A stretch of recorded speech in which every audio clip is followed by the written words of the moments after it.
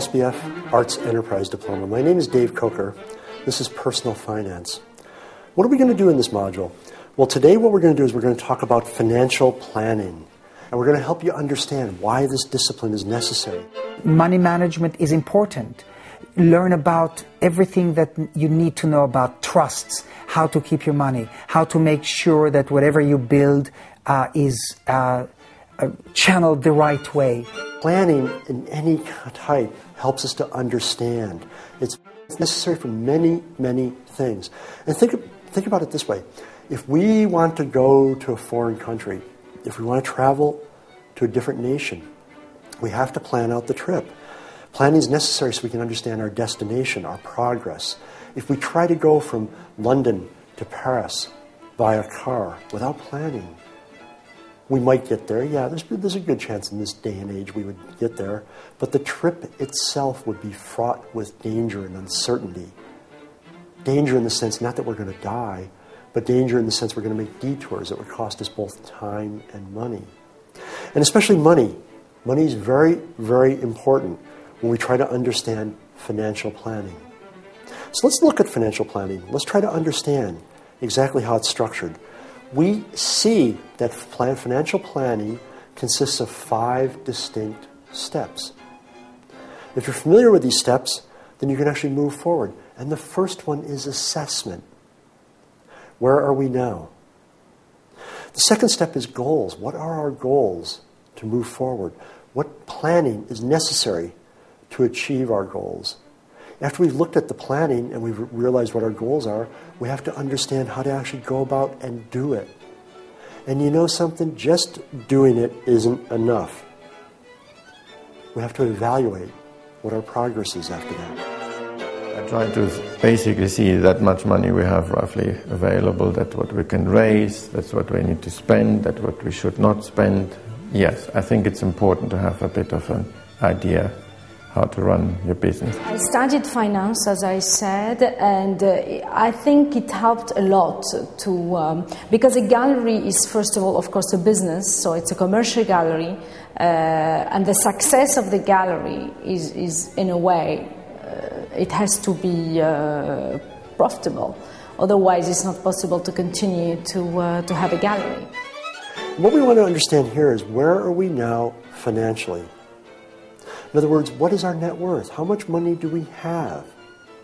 It's not possible. It may not be necessary for us to be liquid, in other words, to have it all in cash, but it's a good idea to understand our overall financial health. And there's different techniques, different tools that we're going to look at that will help us understand our financial health, what our net worth is. It's called a balance sheet, an income statement, and a budget. And if we look at all 3 of these, if we understand these, then we can finally determine what our net worth is, how healthy we are financially. I think as an artist, if you're a painter, it's maybe, you might want to have a similar approach. In the end, the most important thing is your work and your thinking and your presentation, of course. As an artist, you need to present your work, you need to work with galleries, etc., to do that. And you should maybe have other professionals like accountants to help you and the bank manager to help you with that side, so that you can concentrate on your core knowledge. But you must always stay informed and read about these other fields to be able to judge what you're being told by your accountant. So your accountant might be advising you in the wrong direction. That could lead to bankruptcy or mistakes. You must still keep, I think, an eye on it. So ideally you should keep an overview, and that's what I did. And a reasonable question would be, what are our goals? What are we going to do with the money? And once we understand what our goals are, then we can try to arrive at a better picture, come up with a different idea on how to save and how to budget. So what our goals are? Well, you don't be afraid to write these things down, just like you did in the prior section with your balance sheet, your income statement, and your budget. Don't be afraid to write these down. So first of all, your first step is determining what your goals are, and they may be traditional goals. You want to buy a house. Maybe you wish to acquire a car. Those are worthy goals. You may want to fund retirement.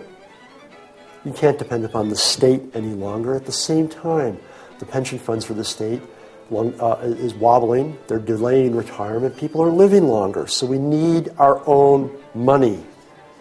What other goals could there be? Lots of them. It really depends upon you and what your goals are. But I do know young people these days are much more pragmatic about the relationship between their creativity and the economic management of their lives, and I think that's a really good thing. But often creative artists just learn these skills along the way, and to have some appropriately modelled support and input so that young people can see the interrelationship between their personal economy, the national economy and creativity can only be a really, really good thing, I think. The planning process uses your income statement, your budget, your balance sheet. When we put these tools together, overall they help us understand our existing financial situation much, much better. Once we understand the existing financial situation, we can actually put things together and try to improve. So after we can improve our financial well-being, and we can assess our progress against our goals. So improving our financial well-being is pretty simple, because what we want to do is this. First of all, we want to evaluate our debt. How much money do we owe? We want to consider this from the highest amount of money we owe to the lowest amount of money we owe. And generally, credit cards have the highest interest rate, as we talked about in the previous module. Credit cards have the highest interest rate. So we want to look at what we've got. What's the highest rate of interest versus the lowest rate of interest? So credit cards generally have the highest, and really what we'd want to do is we'd want to pay them off in that order. Pay off the highest interest rate credit cards first, as our cash flow permits. If you're fortunate enough to be a homeowner, you can actually take a loan against your home. And if you take a loan against your home, it will allow you to pay up this debt really quickly. And we would like that because almost always the interest rate that we pay on our mortgage is much lower than the interest rate we pay on our credit cards. What other debt do you have? Well, think about it this way. Your goal is to retire it as soon as possible. So regardless of what debt you have, you want to get rid of it as soon as possible. Why is that? Because when you free up debt, when you pay off debt, you free up cash flow. So by paying down debt, you no longer have that debt to pay. Stuff is freed up, that cash flow is freed up. You can use that cash flow for other purposes. Financial arrangements are very important. You've got to go to a good tax lawyer. You've got to go to a good accountant. You've got to have a personal attorney, a personal lawyer, personal barrister, a solicitor that will help you. Maybe a family member, so you don't have to pay a lot of money at the beginning of your career. When you study art or you study business, you have a bit of knowledge on like law, finance, business, management, human resources, etc. And I think it's always helpful to at least know the basic things. You don't know where you're going to use it, but you will definitely use it at some point. And I think, of course, the more you know, the better. And I think that what is important is to be able to know a bit of everything, be focused on what you do, but then on the other side have a broadened vision. If you think about it, financial planning is not much different. We all want to achieve financial independence. We all want to achieve financial well-being. If we don't have a plan, if we don't establish goals, if we don't follow a route, then we can't achieve it in a really easy manner. We may end up there, but it's going to be very exciting. That's all we're doing here with this approach. All we're trying to do is actually help you achieve financial independence, help you understand how to achieve your financial goals in a way that's not stressful at all, in a way that's actually very easy and very similar to what you might be doing in other things.